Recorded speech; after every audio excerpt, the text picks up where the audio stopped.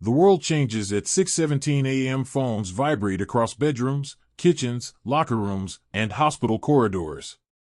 An alert appears, identical everywhere, written in language that avoids urgency while creating it. National security event. Await further instructions. The tone is calm. The effect is not. Silence follows, heavy and complete, as if the country collectively holds its breath. And in that pause, something irreversible begins. At 6:20 a.m., screens glow without sound. Morning shows cut to a still graphic. A familiar anchor sits straighter, hands folded, eyes briefly closing before opening again. The anchor is not named, because the role matters more than the person. Words arrive measured, cautious, present tense, like steps across thin ice. Reports are developing. Communications are limited. Officials are assessing. The anchor's voice never rises, yet rooms across the nation feel smaller. At 6:35 a.m., the first commute begins anyway. Engines start. Garage doors lift. A teacher checks a phone twice before locking a door. A delivery driver reroutes by habit, then stops, unsure why. On the highway, traffic moves smoothly, too smoothly, gaps appearing where cars should be. Digital billboards freeze mid-advertisement. The air feels colder than the forecast promised, or perhaps it only feels watched. By 6:52 a.m., radios replace playlists. Static creeps into every station, a faint hiss beneath the voices. Hosts abandon humor and speak plainly, reading lines as written. They do not speculate. They do not explain. They repeat what little is known, then repeat it again, as if repetition itself might create stability. Listeners grip steering wheels more tightly. Pedestrians pause at crosswalks, forgetting the signal. At 7 a.m., offices unlock and then hesitate. Badge readers blink red, then green, then red again. Elevators stall between floors, lights flickering as backup systems hum awake. A facilities manager walks hallways counting exits, not knowing why the instinct feels necessary. Emails fail to send. Calendars empty themselves. Work dissolves into waiting, and waiting sharpens into dread. At 7:18 a.m., the markets do not speak. Futures halt without ceremony. A financial analyst refreshes a screen until the gesture becomes meaningless. Numbers freeze, then vanish. The absence of movement says more than a crash ever could. Somewhere, a printer stops mid-page. Paper curls, warm and unfinished. At 7:30 a.m., airports fill with a strange stillness. Departure boards update to delayed, then hold, then nothing at all. Families cluster around outlets, guarding chargers like rations. A pilot stands beside a gate, hands clasped behind the back, answering questions with rehearsed calm. Airspace restrictions are temporary, the pilot says. The word temporary floats, unanchored. At 7:45 a.m., grocery stores open to lines that form without urgency. Carts roll quietly. Shelves empty in patterns learned long ago. Water first. Batteries next. Bread disappears without argument. A cashier keeps smiling, because smiling is muscle memory, because it suggests control. Card readers lag, then recover, then lag again. Cash feels newly valuable. At 8 a.m., social feeds refresh into sameness. The same clip plays everywhere. The same sentence circulates without attribution. Rumors bloom where information thins. A college campus cancels classes in a single line of text. A factory sends workers home with pay, then revises the message. Home becomes an idea more than a place. At 8:27 a.m., military aircraft appear on civilian radar apps, moving fast and low, unannounced. Screenshots spread before moderators can stop them. The sky above coastal cities fills with contrails that do not linger. A coastal resident steps outside and listens. The usual planes are gone. The quiet feels deliberate. At 8:45 a.m., schools close. Parents learn from their children, not from officials. Buses turn around. Playgrounds empty. The morning light sharpens, indifferent. Sirens pass without context, their echoes longer than usual. People begin to count sounds, then absences. At 9:10 a.m., power flickers in pockets. Traffic lights blink to red, then dark. Intersections negotiate themselves. Drivers make eye contact, nod, proceed. Cooperation emerges not from kindness but necessity. The grid hums unevenly, like a heart skipping beats. At 9:30 a.m., the government schedules an address. A time is announced, then adjusted. The delay becomes the message. Newsrooms stop filling airtime. Analysts fall silent. The anchor from earlier looks down, then up, choosing not to fill the space.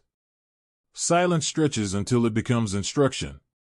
At 9:35 a.m., emergency managers convene on patchy video links. Faces appear in boxes, lit by different rooms, sharing the same strain.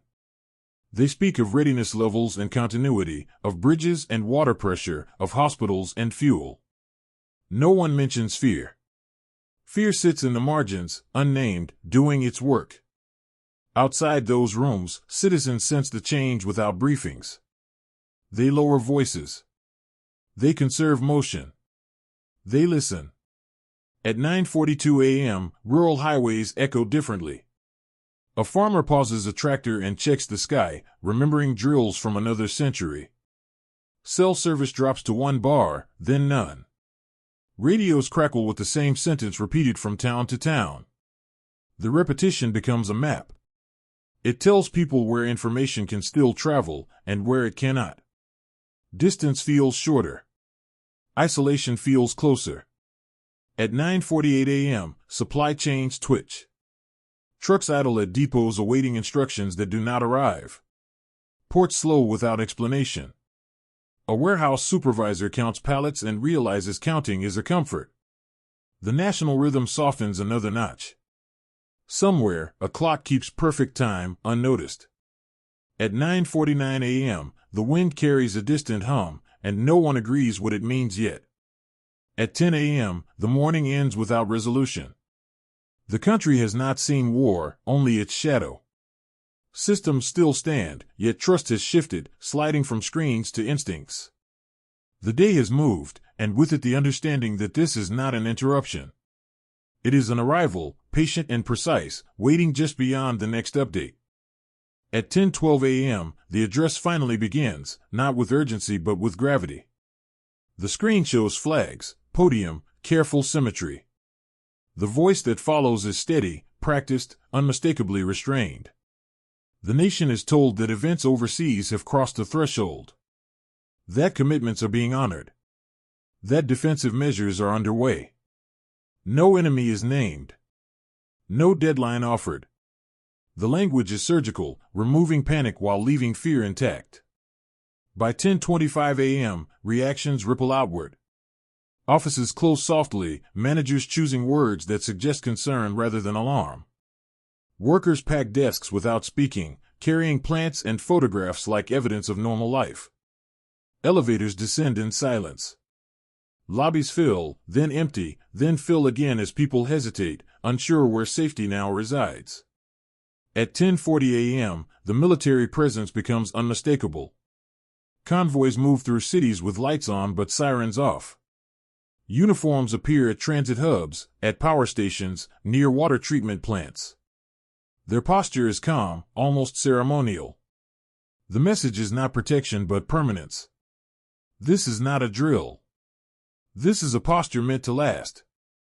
By 11 a.m., the internet thins. Pages load partially, then stall. Video freezes on faces mid-syllable. Comment sections lock. Moderators disappear. Information becomes regional, uneven, unreliable. Radio grows louder by contrast. People dust off old receivers, turning dials slowly, savoring clarity when it appears. At 11:30 a.m., grocery aisles narrow. Carts bump. Shelves show bone where abundance lived hours earlier. Employees restock without hope of completion. A manager tapes handwritten signs to freezer doors, apologizing without apology. The air smells faintly of disinfectant and anxiety. Purchases become pragmatic, stripped of comfort. At noon, churches open without announcement. So do community centers, union halls, school gyms. Doors unlock because someone decides to unlock them. Folding chairs appear. Coffee brews. No sermons yet. No speeches. Just space. People sit apart, then closer. The act of gathering feels defiant. At 12:20 p.m., hospitals shift gears. Elective procedures cancel. Hallways clear. Generators test themselves with a low, animal growl. Administrators review triage protocols last studied years ago. The tone remains professional, but the pace accelerates. Medicine prepares for what it hopes will not arrive. By 12:45 p.m., financial systems stutter again. ATMs limit withdrawals. Branches close early. Lines form with the patience of people who understand waiting as survival. A teller locks a door and exhales, not from relief but recognition. Money, once abstract, becomes tangible and finite. At 1:10 p.m., fuel stations ration quietly. No signs, just limits on screens. Drivers top off tanks and linger, calculating distances in their heads. Highways clog briefly, then clear, as if the country practices leaving and staying at once. The afternoon sun feels too bright for the mood. By 1:30 p.m., rumors harden into belief. Ports are closed. Satellites disrupted. Cyber defenses breached. None are confirmed. All feel plausible. Group texts fracture into arguments, then silence. People begin to trust only what they can see, and even that feels insufficient. At 2 p.m., schools send second messages, longer, more careful. Parents read between lines. Children sense gravity without vocabulary. Play gives way to watching. Screens are allowed longer than usual, then fail. Attention turns inward. Homes feel smaller. At 2:30 p.m., power dips again, deeper this time. Neighborhoods blink out for minutes, then return changed. Clocks reset to midnight. Microwave beeps sound like alarms. Each outage leaves residue, a sense that restoration is temporary. The grid breathes shallowly. By 3 p.m., the sky fills with unfamiliar shapes. Drones move like insects against the blue, unacknowledged by official channels. People point, then stop pointing, unwilling to mark themselves as observers. Curtains draw earlier than the hour demands. At 3:20 p.m., a second briefing interrupts programming. Fewer words this time. Allies named. Treaties referenced. The phrase long-term posture lands heavily. Viewers understand that time itself has changed scale. Days will stretch. Weeks will compress. By 3:45 p.m., municipal workers begin preparations for night. Streetlights are tested. Barricades staged but not deployed. Emergency shelters finalize plans they hope to discard. The choreography is meticulous, rehearsed for decades, never meant to feel personal until now. At 4:15 p.m., deliveries stop. No mail. No parcels. Doorsteps remain bare. The quiet of logistics failing is profound, a silence usually hidden by routine. People notice how much of life arrives unremarked, until it does not. By 4:40 p.m., coastal cities restrict access. Bridges monitor traffic. Ferries cancel crossings. Water, once a boundary, becomes a vulnerability. The horizon looks unchanged, which makes it harder to trust. At 5 p.m., workplaces that remained open close their doors. Shift whistles do not blow. Timekeeping loses meaning. The workday ends without accomplishment, without closure. People carry fatigue that has nothing to do with labor. At 5:30 p.m., the sun lowers. Light slants across streets that feel newly exposed. Windows glow unevenly. Some neighborhoods are bright, others dim. Inequality reveals itself through illumination. By 5:50 p.m., emergency alerts test again. Phones buzz, then fall silent. The test is labeled routine. No one believes it. The message lingers longer than usual before disappearing, like an afterimage. People cook dinners they barely taste, using what remains in refrigerators, listening for updates between bites. News crawls scroll without motion. Pets sense unease, pacing rooms, watching doors. Outside, flags hang still, airless. Somewhere, a generator coughs, then steadies. Somewhere else, it fails. The contrast sharpens awareness of fragility. Neighbors exchange nods instead of words. Community becomes visible and restraint, and shared glances that acknowledge uncertainty without naming it. The ordinary acts of evening continue, but each carries a question beneath it, a sense that repetition alone cannot guarantee tomorrow will resemble today.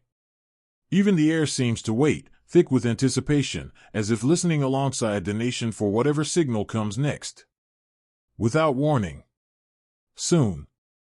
At 6 p.m., the afternoon yields to evening without relief. The country has absorbed hours of restraint, of careful language and partial truths. Systems remain intact, but confidence has drained away. Night approaches not as rest, but as a question waiting to be asked. Night arrives without ceremony. At 6:12 p.m., city lights hesitate, then thin, then vanish in sections, as if erased by an unseen hand. Skylines lose their edges. Windows darken floor by floor. The familiar glow that once defined safety dissolves, leaving streets outlined only by moonlight and memory. The absence of light feels intentional, like a decision made elsewhere. By 6:30 p.m., radios speak in whispers. Static swells and recedes, swallowing syllables, returning fragments. Emergency broadcasts promise updates, then repeat old assurances. The repetition grinds patience into dust. People lean closer to speakers, listening not for information but for tone, for any hint of urgency hidden beneath control. At 7 p.m., families gather not by plan but gravity. Kitchens become command centers. Candles appear from drawers long ignored. Refrigerators hum uncertainly, then fall silent as outages widen. Food is eaten quickly, not from hunger but from instinct, as if delaying might invite loss. Conversations circle the same questions and land nowhere. At 7:25 p.m., streets empty. Footsteps echo farther than they should. A patrol vehicle passes slowly, lights dimmed, presence felt more than seen. The driver does not look at the houses. The houses do not look back. Windows close in unison, a quiet choreography of retreat. By 7:45 p.m., entertainment networks go dark. Sports cancellations scroll once, then freeze. Streaming fails mid-scene. Laughter tracks cut off abruptly, leaving rooms with the sound of their own breathing. Distraction evaporates. Attention turns inward, and with it, unease deepens. At 8:10 p.m., rumors sharpen. Someone knows someone who heard something. Ports sealed. Submarines deployed. Satellites blinking out. Each claim carries the same weight as silence, because confirmation is absent. People learn how quickly certainty erodes when authority speaks sparingly. By 8:30 p.m., neighborhoods reorganize. Doors open between houses that rarely exchanged more than greetings. Flashlights trade hands. Extension cords stretch across lawns where power still lives. Cooperation emerges without discussion, a reflex born of shared vulnerability. At 9 p.m., the sky feels wrong. No commercial aircraft. No blinking trails. The emptiness above presses down. Children ask why the sky is quiet. Adults answer with reassurances that sound thin even to themselves. The night deepens, unbroken by familiar noise. At 9:40 p.m., another briefing interrupts the airwaves.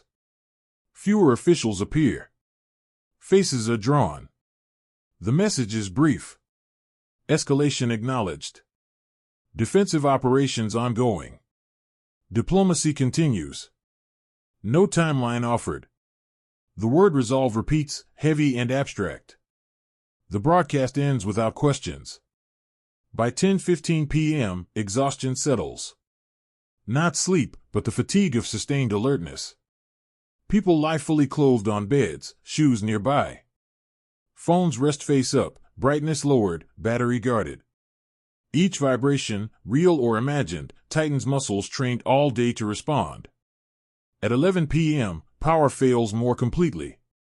Entire districts go black. The hum of transformers fades, replaced by the low chorus of generators and pockets of light. Those without them adjust to darkness, eyes learning shapes slowly. Time stretches, unmeasured. At midnight, the day refuses to end. Clocks reset incorrectly when power flickers back. Calendars feel irrelevant. The concept of tomorrow loses definition. The war, still distant and unseen, has already altered how hours are counted. At 12:40 a.m., emergency alerts remain silent. The silence is louder than alarms.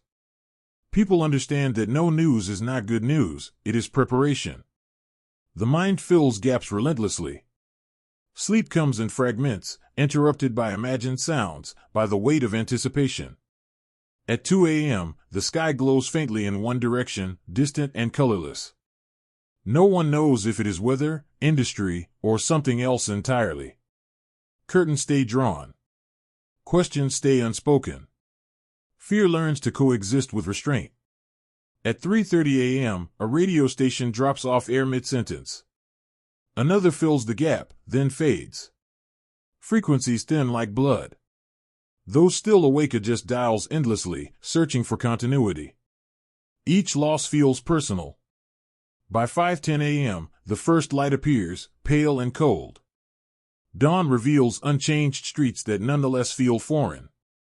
Trash remains uncollected. Storefronts stay shuttered. The ordinary objects of life persist, but their meaning has shifted. They are no longer guarantees.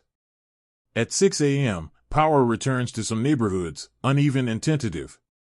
Others remain dark. Coffee brews where it can. Where it cannot, people step outside, cups empty, eyes searching faces for confirmation of reality. The morning air carries no answers.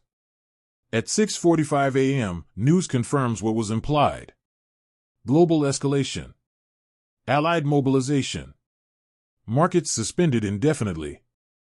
Borders tightened. The language is formal, almost academic. The implications are not. Viewers feel the words settle into their bones. At 7:30 a.m., schools announce continued closures. Workplaces delay openings again. The routines of yesterday do not resume. The pause extends. People realize the day ahead will not restore what was lost. It will redefine it. At 8 a.m., the nation watches itself in reflection. Not through screens, but through behavior. Through quieter streets. Through shared restraint. Through the absence of complaint. America is still intact, still functioning, but altered at the core. The war has not arrived with fire or sirens. It has arrived with subtraction. With light removed. With sound thinned. With certainty withdrawn. And as the morning advances, the country understands that this first day was not the crisis itself, but the threshold. What comes next will not ask permission, and it will not announce itself. Morning stabilizes into a tense imitation of routine. At 9:10 a.m., the nation exhales without relief, discovering that survival now means adjustment, not resolution. Streets reopen cautiously. Buses run half routes. Offices unlock only certain floors. The characters of this day are no longer officials on screens, but systems and roles stepping forward to carry weight once shared by millions. At 9:25 a.m., the grid operator becomes a quiet guardian, rerouting power like blood around damaged arteries. Neighborhoods glow selectively, learning their place in an unspoken hierarchy. Light becomes privilege, darkness instruction. People adapt quickly, moving chores into illuminated hours, speaking softer when bulbs flicker. By 9:40 a.m., the logistics coordinator replaces the shopper as protagonist. Warehouses inventory scarcity. Distribution maps redraw themselves. Deliveries prioritize hospitals, water plants, communication hubs. The language of abundance disappears from briefings, replaced by endurance. Each decision trades comfort for continuity. At 10 a.m., the teacher appears, not in classrooms but on cracked screens and handwritten packets. Lessons simplify. History feels too close. Math becomes grounding. Children listen differently, sensing importance beyond grades. Education narrows to reassurance, to rhythm, to the promise that learning itself is resistance. At 10:30 a.m., the mayor steps into the role of translator. Press conferences shrink to essential updates. Streets will remain open. Curfews are considered, not enacted. Trust is requested, not assumed. The mayor's voice carries the strain of representing a city that feels both exposed and responsible. By 11 a.m., the nurse becomes the measure of time. Shifts extend. Breaks compress. Hallways stay clear but expectant. Supplies are counted twice. Hands are washed longer. The hospital homesteadies, a fragile island of order. Compassion becomes labor, repeated without applause. At 11:45 a.m., the small business owner confronts arithmetic that no longer balances. Doors stay open with fewer customers. Signs apologize for limited options. Community replaces profit as currency. A free cup of coffee appears beside a donation jar. No one comments on the exchange. At noon, faith leaders gather again, not to interpret prophecy but to organize meals and warmth. Belief translates into logistics. Prayer is private, coordination is public. The conflict is no longer abstract. It is measured in blankets, in batteries, in hours of heat. By 12:30 p.m., the journalist redefines the craft. Speed yields to verification. Headlines soften. Sources narrow. Silence becomes a choice. The newsroom learns restraint as survival, understanding that words can wound when facts are thin. At 1 p.m., the engineer becomes essential. Bridges are inspected. Water pressure monitored. Old manuals surface, their margins annotated by predecessors who imagined this moment. Infrastructure reveals its age, its resilience, its dependence on human attention. By 1:45 p.m., the soldier fades into background presence. Checkpoints remain calm. Weapons stay lowered. The uniform signals boundary, not threat. Civilians nod in acknowledgement, a wordless agreement to coexist within rules that are forming in real time. At 2:30 p.m., the parent negotiates truth. Explanations are honest but incomplete. Fear is acknowledged without amplification. Children ask if the lights will stay on tonight. Answers are careful, framed around effort rather than outcome. Trust becomes an active process. At 3:15 p.m., weather passes unnoticed. A storm crosses one region, thunder rolling over a city already primed for alarms. People flinch, then steady. Nature feels indifferent, which is both comfort and insult.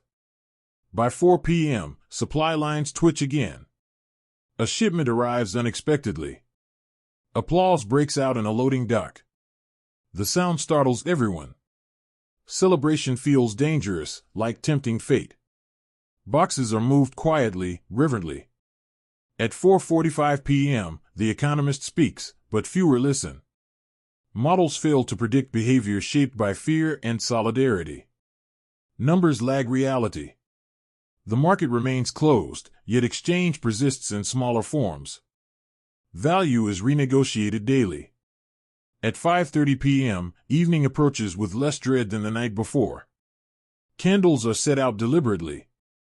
Generators are tested early. Meals are planned around what can be shared. The community learns from its first night and adjusts. By 6:10 p.m., a briefing confirms continued escalation abroad. No immediate domestic attack. The reassurance lands briefly, then dissolves. Absence of disaster is not safety, it is postponement. The audience absorbs this with practiced restraint. At 6:45 p.m., streets host quiet activity. People walk, talk, observe. The city breathes shallowly but steadily. The characters of the day overlap, their roles interlocking. No single hero emerges. Continuity itself is the protagonist. At 7:30 p.m., lights dim again, planned this time. Rolling outages are announced in advance. Predictability returns a fraction of control. People mark schedules on paper. Time regains edges. By 8:15 p.m., radios carry music between updates. Familiar songs feel altered, lyrics landing differently. Memory mixes with present tension. The sound reminds listeners of what existed before and what might exist again. At 9 p.m., the conflict clarifies. This is not about immediate destruction. It is about duration. About how long systems can bend without breaking. About whether cooperation outpaces fear. The realization settles collectively. By 10 p.m., the day concludes without closure. Fatigue is earned. Adaptation has begun. The nation has shifted from shock to stance. Tomorrow will test this posture. Somewhere, another alert is drafted, another decision weighed, another threshold approached, waiting to be crossed. Sleep comes unevenly, but it comes. People dream of ordinary inconveniences, not catastrophes, and wake surprised by that mercy. The systems that failed yesterday hold tonight, just enough to inspire cautious hope. Yet beneath that hope lies awareness, newly learned and impossible to forget, that stability now depends on attention. Nothing runs automatically anymore. Every light, every signal, every quiet hour is earned through effort that rarely shows itself. As midnight approaches again, the nation listens inward, measuring resolve against fatigue, knowing that endurance, not victory, defines the immediate future, and that the next test will arrive quietly, without countdown, asking whether this fragile balance can hold another day. Somewhere beyond visibility, forces continue to move, and the country senses, without proof, that tomorrow will demand more than today already has. From everyone still standing, dawn arrives with a steadier hand. At 6:05 a.m., light spreads evenly, no longer tentative. The city wakes into competence, not comfort. Systems hum where they can. Silence occupies the rest. The nation recognizes a new rhythm and steps into it without applause. By 6:30 a.m., briefings resume across kitchen tables and control rooms. The dispatcher speaks plainly. The grid holds. Fuel remains tight. Communications are stable. Each sentence carries a cost. Listeners absorb it, adjusting plans with practiced calm. At 7 a.m., transit restarts its narrow spine. Buses glide half full. Conductors watch mirrors carefully. Riders nod to one another, sharing space without conversation. Movement itself becomes reassurance. By 7:25 a.m., warehouses release measured quantities. Forklifts move with deliberation. Clipboards replace tablets. Inventory is spoken aloud, grounding abstraction in voice. The logistics chief signs off with a pause, knowing margins have thinned. At 7:50 a.m., classrooms convene in fragments again. Teachers anchor lessons to basics. Reading, counting, listening. Children comply, sensing structure's value. Education becomes a promise that tomorrow remains imaginable. At 8:20 a.m., hospitals report a quiet morning. Beds are ready. Staff rotates cleanly. Supplies last another day. The nurse notes the time on paper, a habit reborn from necessity. Preparedness feels like prayer with checklists. By 8:45 a.m., the mayor's office issues guidance without flourish. Water is safe. Travel is limited. Community centers remain open. Trust is requested carefully, earned slowly. The city listens because the tone respects its intelligence. At 9:10 a.m., the markets stay closed, yet exchange continues. Coffee trades for batteries. Childcare for gasoline. Value becomes relational. Neighbors learn one another's names. By 9:40 a.m., the engineer inspects a bridge and finds hairline cracks unchanged.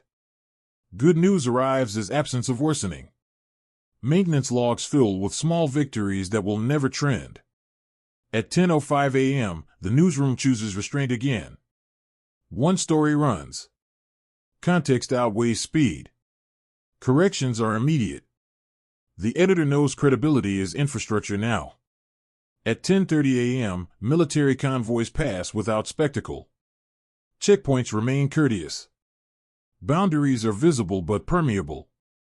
The uniform signals stability through consistency, not threat. By 11 a.m., weather clears. Sunlight warms concrete. Solar arrays contribute modestly. Every watt counts. The grid operator smiles briefly, then returns to work. At 11:35 a.m., the economist reframes the week. Loss is acknowledged. Continuity prioritized. The audience hears honesty and grants patience in return. At noon, meals are shared in common rooms.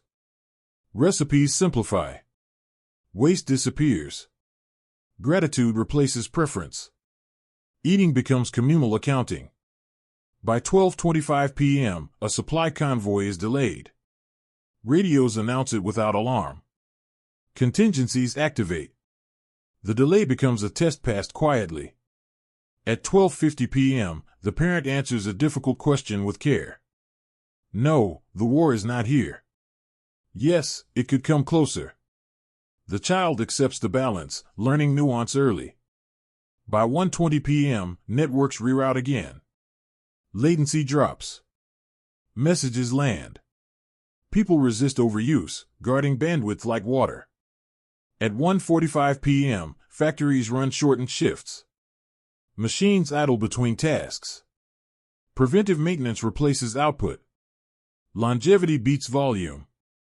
At 2:10 p.m., community clinics extend hours. Volunteers check blood pressure and spirits. Health expands beyond metrics. By 2:35 p.m., a radio station returns on a narrow frequency. Music plays softly. Listeners write down the number and share it. Sound knits distance. At 3 p.m., leadership speaks abroad. Lines harden.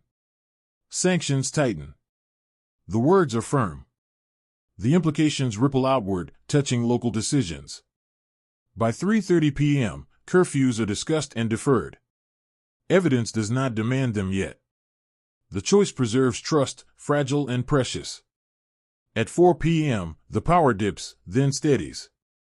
Engineers reroute calmly. Experience replaces panic. The system learns. By 4:25 p.m., children finish lessons and help with chores. Competence becomes pride. Families notice resilience forming. At 4:55 p.m., the supply convoy arrives. No cheers.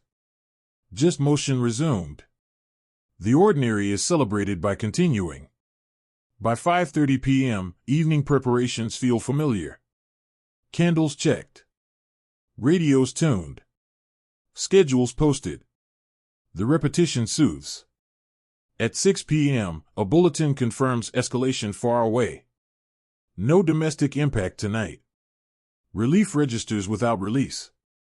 By 6:40 p.m., neighborhoods gather briefly again.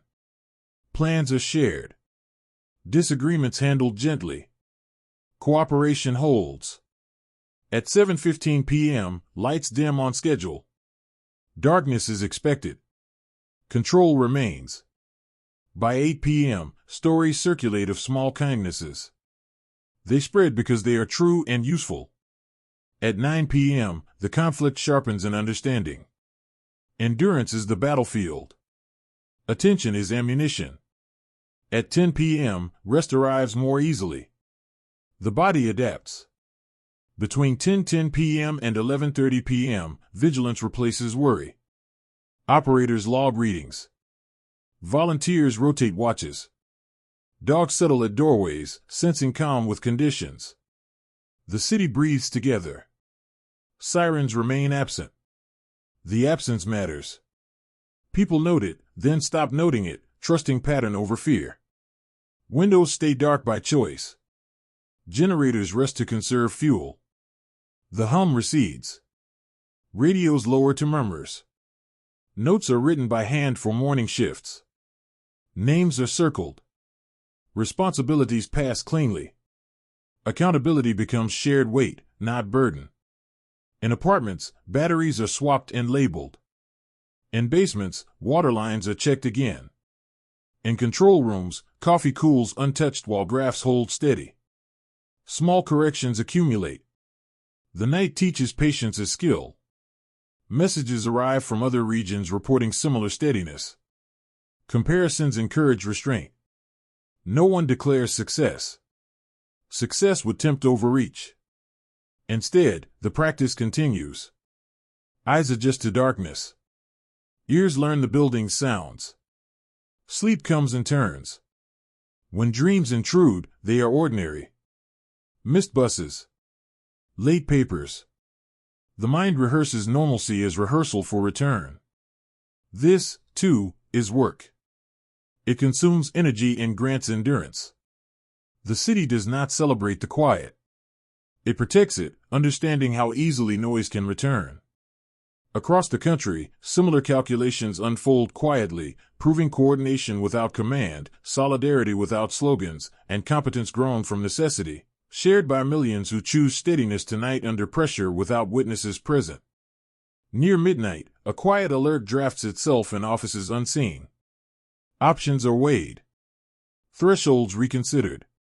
The nation sleeps knowing stability is provisional, earned daily, and that tomorrow may ask for more precision, more patience, and a steadier nerve than today required.